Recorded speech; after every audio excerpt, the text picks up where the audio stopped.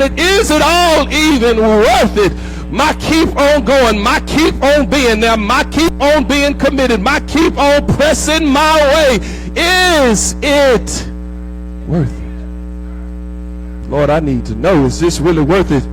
Let's keep it 100, family. Every one of us has hit that point where we have asked the question, is this Christian walk really worth it? Week after week, day after day, time after time, I'm giving, but my money's still funny, my change still strange, my credit still won't get it. Is it really worth it? You're praying, but heaven seems like it's on airplane mode. Is it really worth it? You're trying to live right, but the people who do it wrong seem to be living their best life. And you stand back and ask the question, Lord, is it worth it? I keep on showing up. I keep on being here, but is it worth it? I'm barely making it by, barely getting through. Is it worth it? I'm lifting up my hands. I'm worshiping with my mouth, and I'm even giving my money. But God, is it worth it? Can I help you? And we're moving on. Asaph, the Levitical priest, Asaph, who has now been given charge by King David, Pastor David, who has given him the responsibility of being the lead or the chief minister before the altar of God. Asaph, so he's close in the worship. He's close in the presence of God. Asaph, if anybody ought to have an answer to this question, it really should be you. But Asaph will tell you, look, just because I'm a Levite priest, I'm a person like everybody else. Just because I serve at this altar, I'm a person like everybody else. Just because I'm always in church, that don't mean nothing. I'm a person like everybody else. And I got the same question that you got. Is it worth it? He felt the same way. He said, but as for me, my feet had almost stumbled. My steps had nearly slipped, for I was envious of the arrogant when I saw the prosperity of the wicked. Translation, he said, God, this ain't adding up.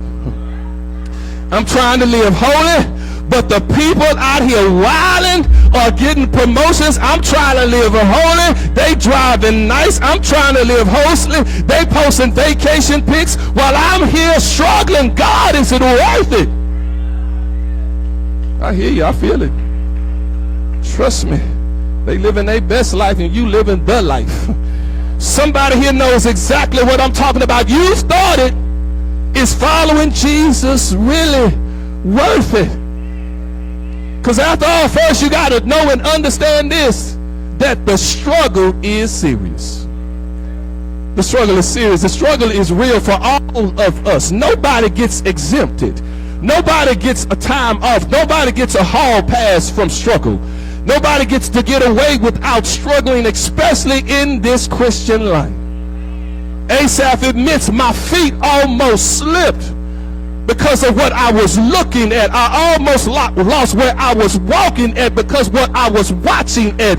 I almost missed where I was going because I was looking at where everybody else was going. Watch what you're looking at. So my feet almost slipped. He was comparing himself to people who don't care about God but seem to be prospering. You witnessing when you left your neighborhood this morning. Your neighbors was out there getting the boat ready. Your neighbors was out there polishing on that back bumper with his music turned up loud, and it was not Shirley Caesar. You passing by your neighbors. They getting ready for Sunday fun day. You on your way to worship, trying to serve, trying to do your best, trying to give the last little bit that you got, and here they are. The struggle is serious. The struggle is a real thing. Let's keep it 100. Let's not act brand new. Comparison is really what's killing your joy.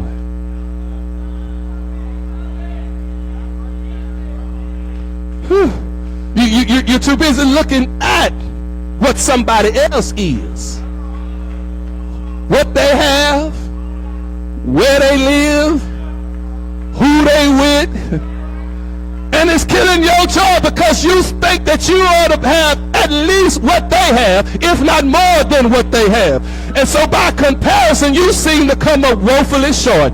But let me tell you, you don't know how they got what they got. You don't know if they people around corners looking over their shoulder, then they mind playing tricks on them. You don't know how they came up. You don't know how they hit a lick. You don't know why they driving and what they driving. They probably so far upside down they can't even spell a way out. They got so much debt they can't even control it. But they living behind that filth and they got you fooled, and you comparing yourself to them. You strolling through Instagram late at night. They in Cabo, you in Cashmere Gardens. They eat steak 48, you eating ramen noodles. You start thinking, wait a minute, why am I serving God again? Certainly this ain't right. This ain't looking right, God. This ain't adding up. They living their best life, and I'm living the rest of my life. They cruising and I'm losing. This ain't right, Jesus. Doubt. The truth about it is, though, but doubt isn't a sign of weak faith. It's a sign of you truly wrestling with God, trying to get an understanding. But the danger of doubt is not the doubt, it's letting the doubt make you disconnect. Because you start doubting, is God really God? You start doubting if the promises that he made are truly real. You start doubting whether or not God really can make a way or not. And so the doubt starts eating at you and eating at you to the point you disconnect from God. We don't see you no more. We used to see you all the time, but now you're disconnected. We don't see you no more. You used to give faithfully, but now you're disconnected. You used to serve on the door, but now you're disconnected. You used to sing in the choir, but now you're disconnected. Somehow, some way, you've allowed yourself to be distracted and divided, and now you're disconnected. Is it worth it? That's what I really need to know.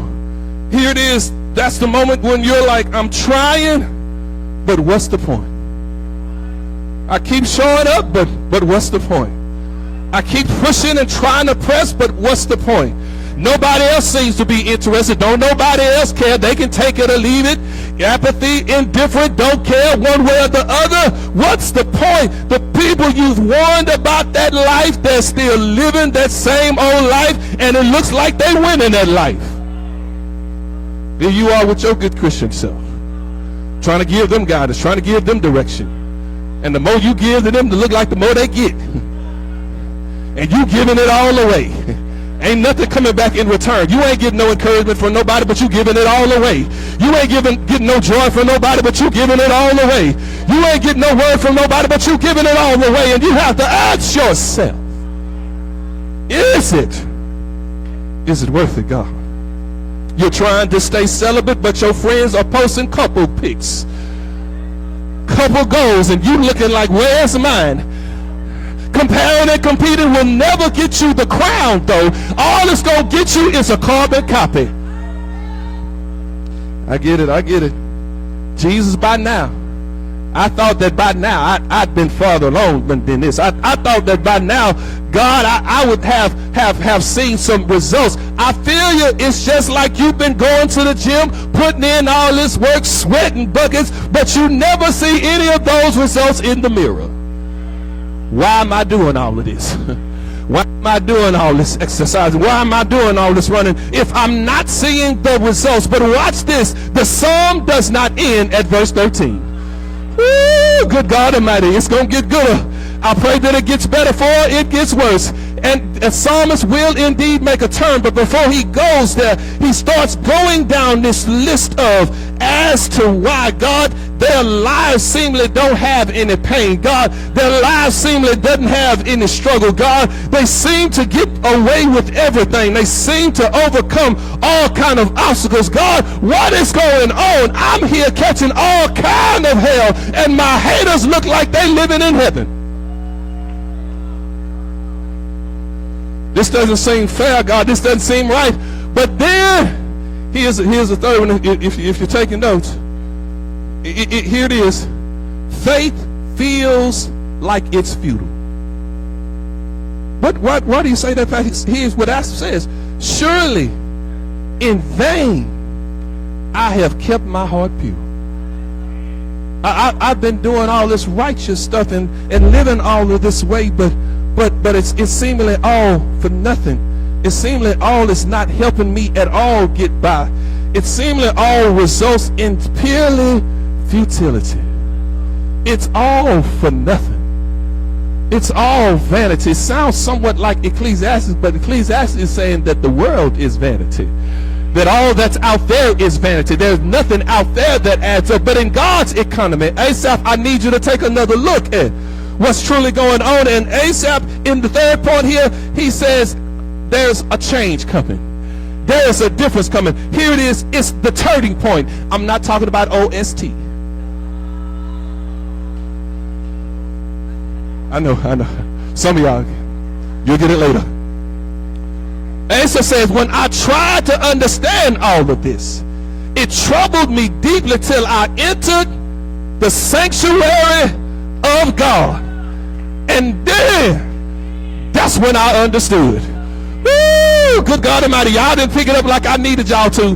He said it this way, I understood when I went to church. It was something about being in the God's presence. There was something about being in the sanctuary that made a difference. I didn't get it all the while I was outside. I didn't get it from none of my friends. I didn't get it from none of my circle of partners. I didn't get it from school. I didn't get it from work. But when I got to church, when Sunday morning finally showed up, when I finally walked through those doors and I heard the choir singing, I sought the Lord, he heard and he answered. That's what it is. You ain't got your answer because you're not in the right place. You want to get your answer, come to church. You want to find your way, come to church. You want an answer the way out of it, come to church. And you will find out, yes indeed, it just might be worth it.